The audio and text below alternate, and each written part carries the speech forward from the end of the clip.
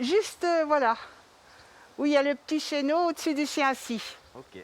On les voit qui rentrent par le petit trou. Les interventions commencent toujours comme ça. Avec la caméra thermique, ça me permet de détecter des fois les nids de guêpes qui peuvent se trouver à l'intérieur des cloisons. Donc notamment derrière du placo, si elles étaient venues jusque derrière un mur ou derrière dans un angle de fenêtre. Mais bon, pour l'instant là, j'ai rien, donc certainement qu'elles sont dans le débord de toit. Après l'inspection de la zone infestée, il faut choisir le moyen de déloger ces dames, car les guêpes ne sont pas de très bonne compagnie. Depuis plusieurs jours, cette famille préfère rester à l'intérieur. On n'est jamais tranquille parce que dès qu'on ouvre une fenêtre, il y en arrive. Voilà. Du coup, vous ne pouvez pas profiter de votre extérieur? Beaucoup moins qu'avant.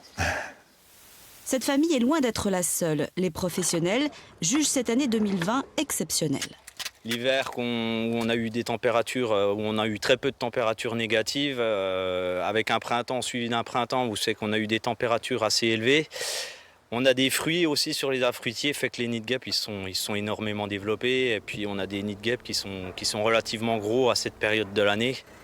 Ce professionnel enchaîne les interventions. Les délais sont passés de 24 heures à 1 semaine, voire 10 jours.